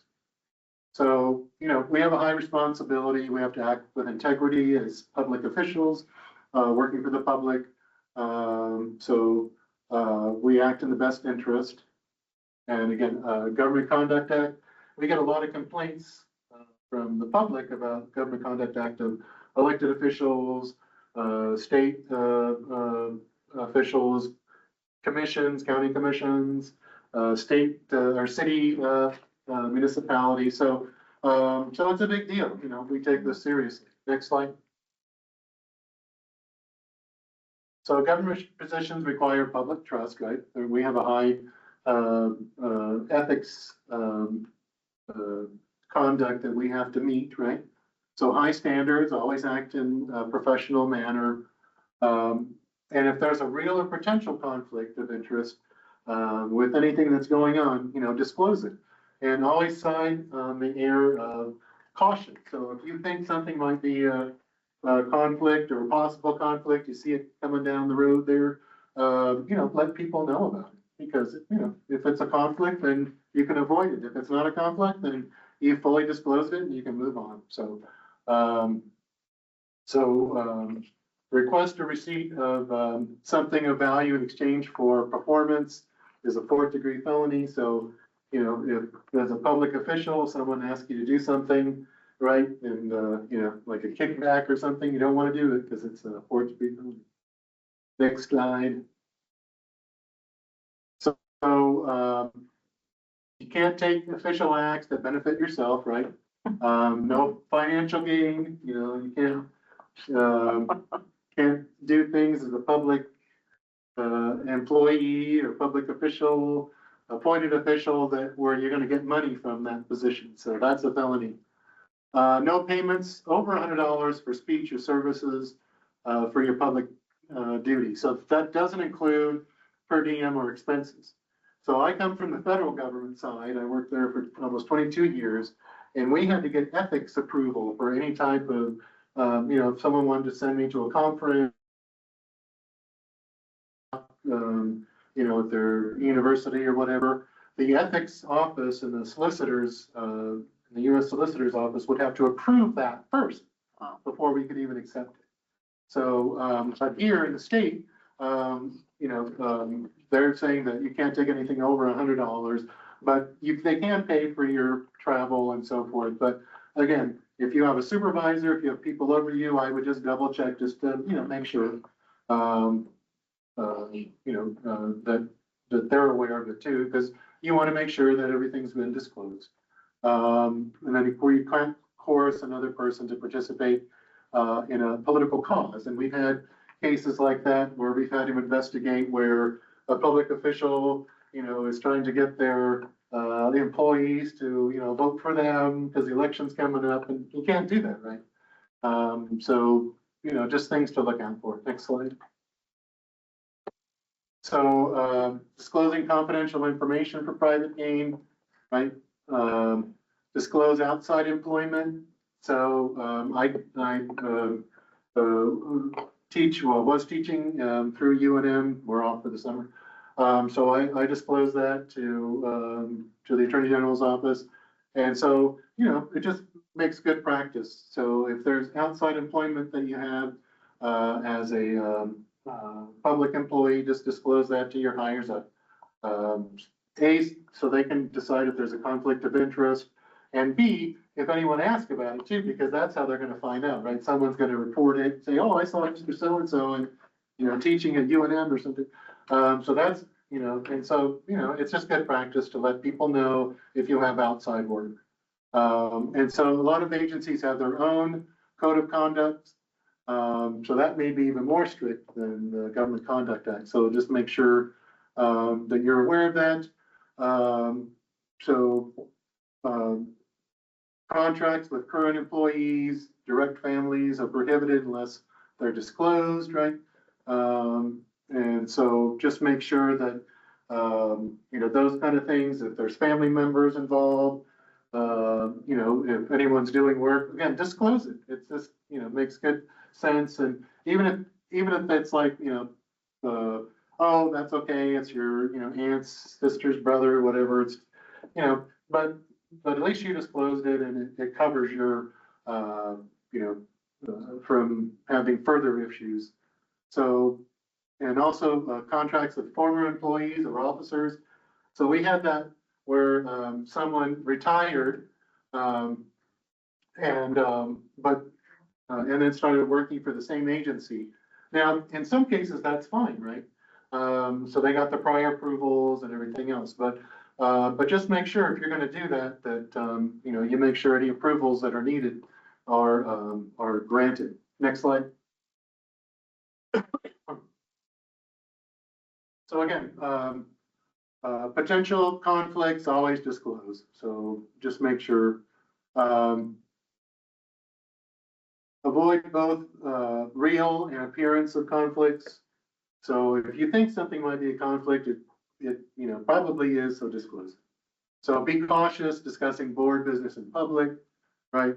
So there's a difference between listening and sharing information. Sharing too much, can lead to an allegation of bias. So keep closed sessions confidential. Anything that happens in a closed session stays in the closed section. Next slide. All right, so any questions, just let me know. You all know where to get a hold of me, right? So my email is charrington@nmdoj.gov. Any other questions or concerns, go ahead and just contact me. Our main number's up there as well. So I appreciate you guys taking the time out to listen to me. Thank you. Are there any questions? Any commissioners, virtual commissioners? No questions. Just thank you, Chris, for everything. It's always good to get a refresher. Yeah. Very well. Thank you, Chris. Thank you, Commissioner. Okay, so item number 17, next meeting. Do we want to table this or talk about this because we don't have a lot of the commissioners here today. When's the next meeting? When's the first I think it'd be meeting? October. October? I Yes, go ahead. was just looking at the dates we met, the dates you all met this year and kind of just aligned it. So your first meeting in October was like the 22nd of 2025. I'm thinking that with that same timeline, October 23rd, 2026 is a Friday. Okay. October 23rd, okay, all right. Let's just put that down as for 2026, October 23rd, 2026, that's a Friday, folks. Okay, we'll put that down. And then for the rest of the year and next year, we can decide at a later date. Is that okay with the commissioners, virtual? Yes, Okay. ma'am. Okay, thank you. So the meeting is adjourned. It is now 2:38.